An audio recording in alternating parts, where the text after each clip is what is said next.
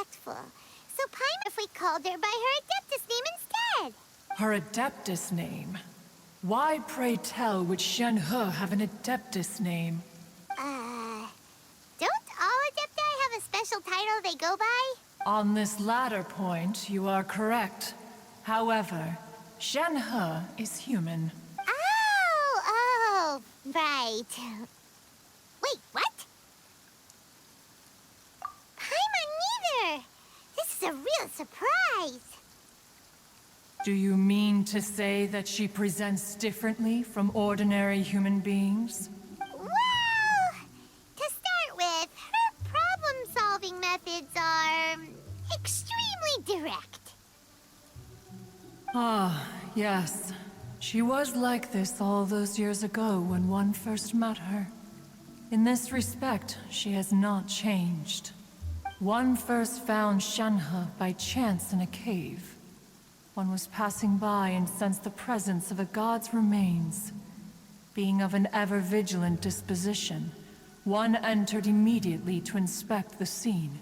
Inside was Shenhe, then aged around 6 years old.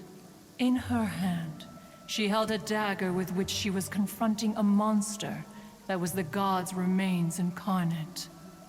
That sounds so dangerous. When one arrived, she had already been locked in confrontation with this monster for several days.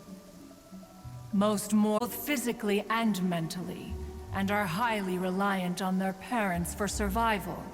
But not so her. That she was able to endure such terrible danger was due not only to her strong willpower, but also to the bloodlust and homicidal instinct with which she was born. One dealt with the monster, yet she still refused to lower her guard.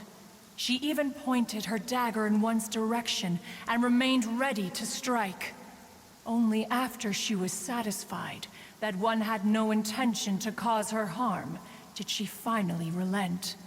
She then passed out without uttering a single word.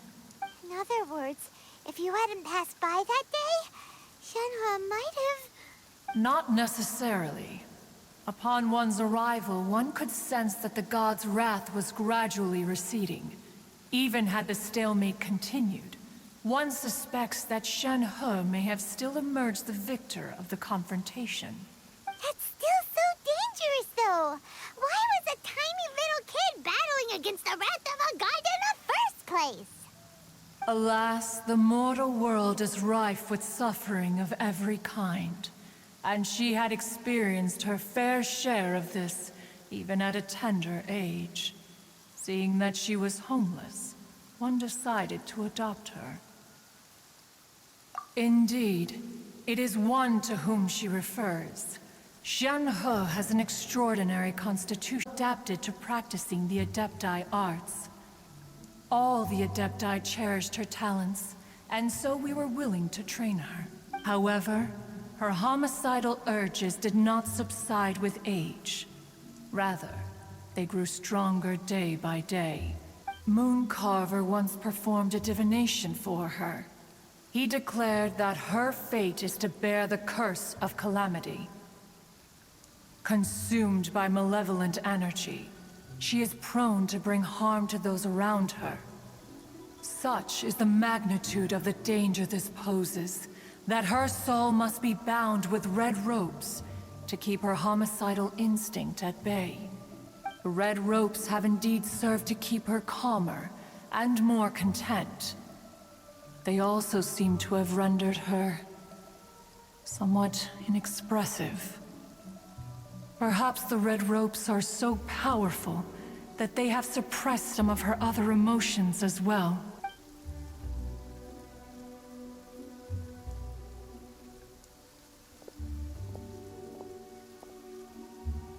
It is only by fate that people's paths may cross.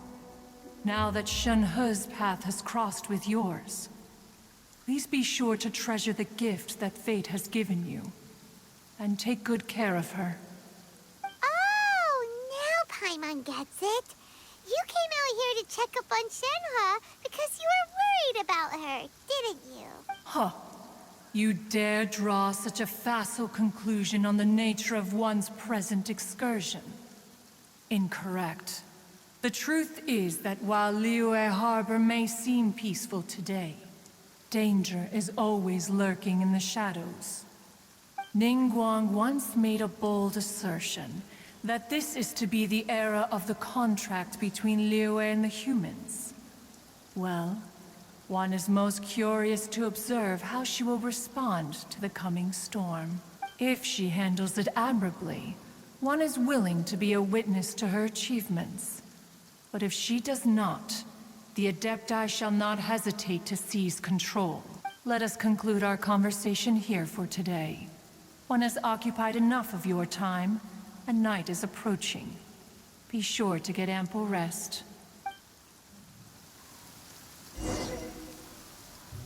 So, Shenhua isn't an Adeptus after all.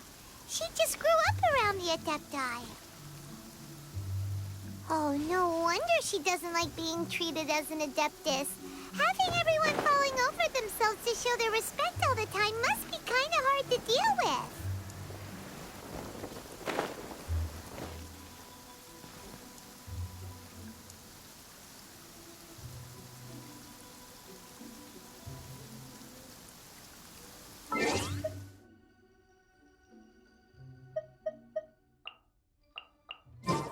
Boats are made for transferring commodities back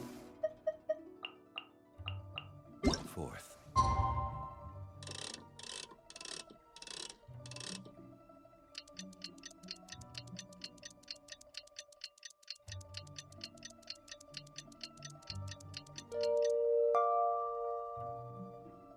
And those who come across Liyue tend to stay a while. So it is where... Hey! So, Shenhua...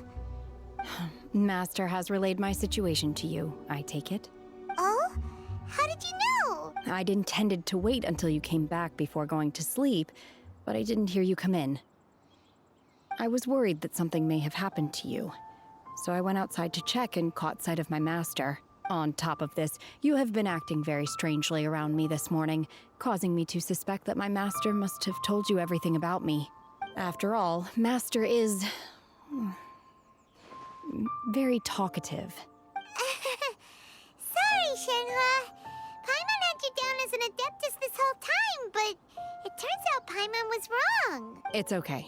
I don't mind. The fault is mine for not explaining everything to you sooner, because in my experience, trying to explain is a futile pursuit. Still, though you mistook me for an Adeptus, you never treated me as distant and unapproachable. Instead, you treated me as you would a friend. For this, I am very grateful indeed. To be fair, we've met our fair share of real Adepti, too. Anyway, now it's settled. From now on, you're our friend. Whether you're an Adeptus or a human isn't the important thing. First and foremost, we're just plain old friends. Got it. Although I don't know quite what it entails in terms of what I have to do, I must say I like the title Friend very much indeed. Great! Well, now that we're all rested up, we should start searching for the other 2 items on the list. But before we do that, let's go to the building site and ask Ningguang's little helper how the progress is going. After all, Sunset Vermilionite is so rare. Paimon doubts many competitors will really be able to find any.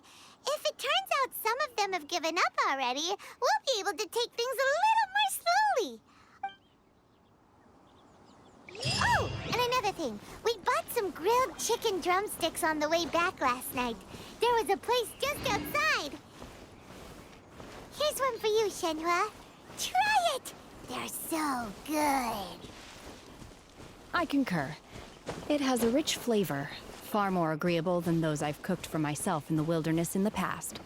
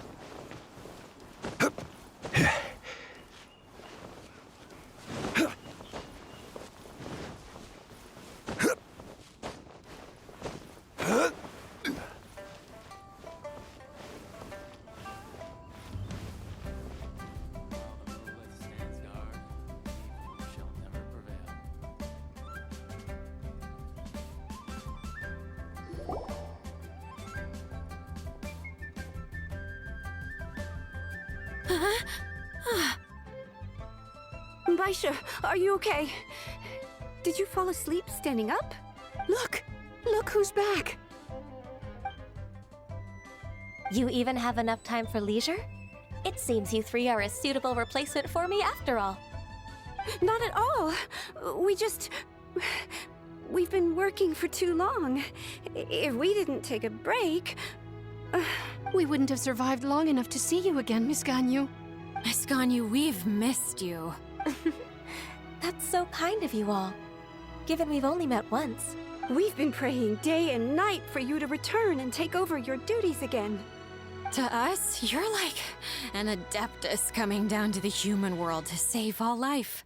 Forget all our envious complaints from before. Just free us from this strenuous work, please. All right. All right, I see. Please divide the matters at hand into government affairs, business affairs, and civil affairs.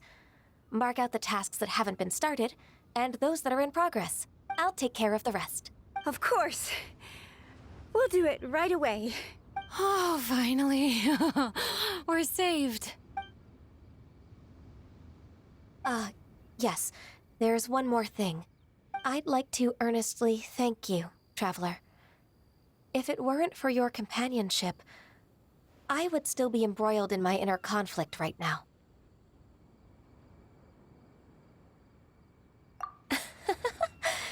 To think that I'd gained a human friend outside of work. It makes me happier than I could have imagined. I'd like to repay you when I'm done with the work at hand. What would you say if I accompanied you on one of your trips? Sure, but are you ever done with work, Ganyu? Let's cross that bridge when we come to it, shall we?